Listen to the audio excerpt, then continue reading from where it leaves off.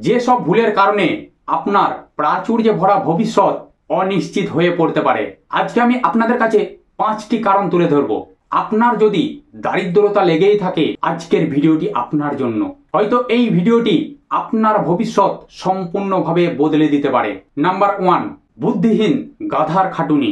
স্কুলে আমরা শিখেছি যে যত পরিশ্রম করে জীবনে সে তত এগিয়ে যায়। পরিশ্রম হলো সৌভাগ্যের প্রসূতি।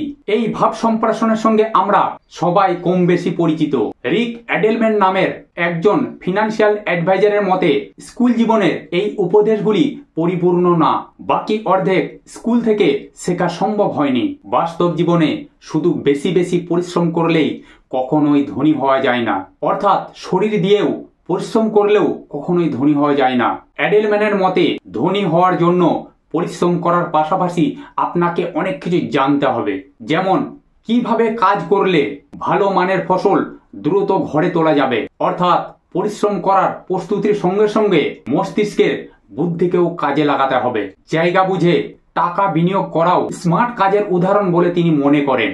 তিনি পরামর্শ দেন যে আপনার টাকা এবং ধন সম্পদ বাড়ানোর জন্য শেয়ার বাজার অথবা সঞ্চয়পত্রে বিনিয়োগ করতে পারেন। এতে তেমন ঝুঁকিও নেই, বেশি পরিশ্রম বা সময়েরও প্রয়োজন নেই। 2 নম্বর, বিনিয়োগ করার চেয়ে জমিয়ে রাখার প্রবণতা বেশি। টাকা জমিয়ে রাখতে না চেয়ে কিভাবে উপার্জন বাড়ানো যায় সেই দিকে মনোযোগ দেওয়া উচিত। অর্থাৎ ধনী হওয়ার জন্য সঞ্চয় অত্যন্ত গুরুত্বপূর্ণ বিষয়, কিন্তু সঞ্চয়ের প্রতি মনোযোগ দিতে গিয়ে অর্থ বিনিয়োগ করাকে অবহেলা একদম করবেন না। সিবল বলেন, সাধারণ মানুষ লটারি ধরে এবং আনন্দ উল্লাস করেই তাদের জীবনের সকল সুযোগ নষ্ট করে ফেলে। সঞ্চয় করার চেষ্টাকে কখনোই ত্যাগ করা উচিত নয়। যদি আপনি সত্যিই ধনী হতে চান, তাহলে সিবোল্ডের মতানুসারে টাকার ব্যয় নিয়ে দুশ্চিন্তা না করে কিভাবে আরো বেশি বেশি উপার্জন করা যায় সেই বিষয়ে পরিকল্পনা করুন। সাধারণত মিলিয়নাররা একসঙ্গে অনেকগুলি জায়গায় বিনিয়োগ করেন এবং তাদের উপার্জনের নানা রকম পথ খোলা রাখেন। এতে তাদের সঞ্চয়ের পরিমাণ ক্রমশ বাড়তেই থাকে। নাম্বার 3, আয়ের চেয়ে ব্যয় বেশি। আয়ের চেয়ে বেশি ব্যয় করার অভ্যাস থাকলে আপনি কখনোই ধনী হতে পারবেন না। এমনকি আয় দিন দিন বাড়তে থাকার সুবাদেও নতুন খরচের খাতা খুলবেন না। জীবনযাত্রার মান ব্যয়বহুল করার চেষ্টা থেকে বিরত থাকুন। গ্র্যান্ট ক্যারটন নামের একজন মিলিয়নার বলেন, যতক্ষণ না আমার ব্যবসা একটা নিরাপদ এবং নিশ্চিত লাভের অবস্থানে না এসেছে, ততক্ষণ নিজের জন্য একটা ভালো ঘড়ি পর্যন্ত তিনি ক্রয় করেননি।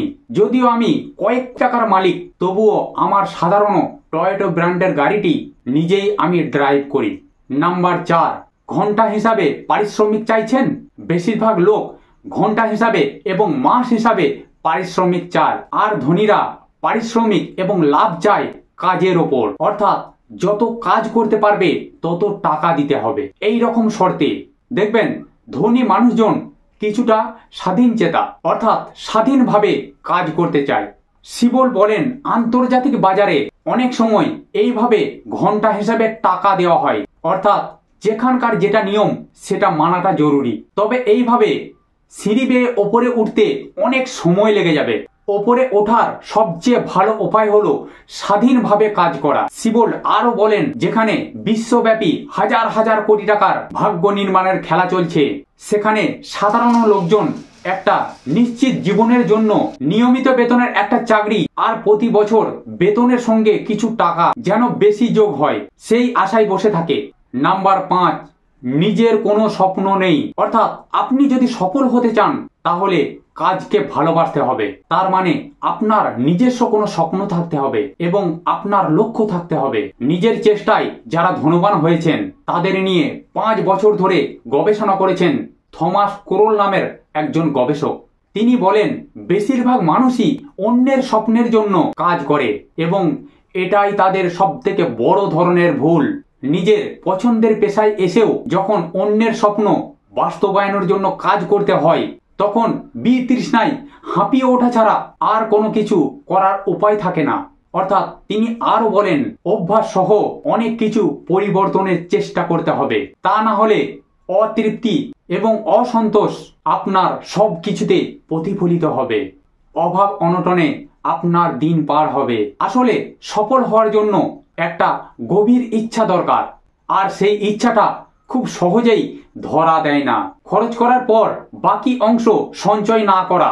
আপনি যদি ধনী হতে চান তাহলে প্রথম সুযোগেই নিজেকে পুরস্কৃত করুন।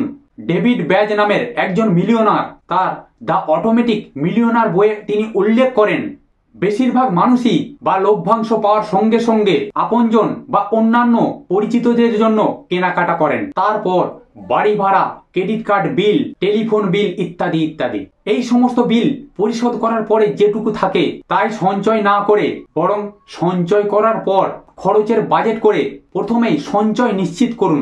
ব্যাজ বলেন, প্রতিদিনের 1 ঘন্টার উপার্জন অবশ্যই সঞ্চয় করা জরুরি। আপনার যদি এই অভ্যাসটি থাকে, আপনি যদি এই অভ্যাসকে চালু রাখতে পারেন, আপনি খুব কম সময়ে আপনি ধনী হতে পারবেন। আর এই ধরনের সঞ্চয়ের জন্য নিজেকে উদ্যোগী হয়ে খেয়াল রাখতে হবে যেন সঞ্চয়ের পরিমাণ ক্রমাগত হারে বাড়তে থাকে। আরো একটা গুরুত্বপূর্ণ যেটা হলো বিশ্বাস। অনেকেই বলেন ধন সম্পদ আপনার ভাগ্যে নেই। সিবল বলেন, বেশিরভাগ মানুষ বিশ্বাস করে যে ভাগ্যে না থাকলে কখনোই ধনী হওয়া যায় না। তবে আসল সত্য হলো, আপনি যদি পুঁজিবাদী দেশের নাগরিক হয়ে থাকেন এবং আপনার যদি কোনো বিনিয়োগযোগ্য সেবা দেওয়ার সমর্থ থাকে, তাহলেই আপনার পূর্ণ অধিকার আছে ধনী হওয়ার। সুতরাং আজ থেকে আপনি নিজেকে প্রশ্ন করা শুরু করুন, কেন আপনি ধনী হতে পারবেন না। আর আজ থেকেই আপনি বড় বড় চিন্তা করা শুরু করুন। ধনবান ব্যক্তিরা সব সময় বড় লক্ষ্যে পৌঁছাতে চান আর সেই অনুসারে চিন্তাগুলিকে আবর্তিত করেন। তো সম্মানীয় দর্শকবৃন্দ, আজ থেকে আপনারা নিজেদেরকে পরিবর্তন করার চিন্তা করুন। তো চ্যানেলে যারা নতুন রয়েছেন চ্যানেলটিকে অবশ্যই সাবস্ক্রাইব করে দেবেন, কারণ প্রত্যেকটা মুহূর্ত, প্রত্যেকটা সময় এই ধরনের নিত্য নতুন ভিডিও আমি আপনাদের কাছে পৌঁছে দেবো।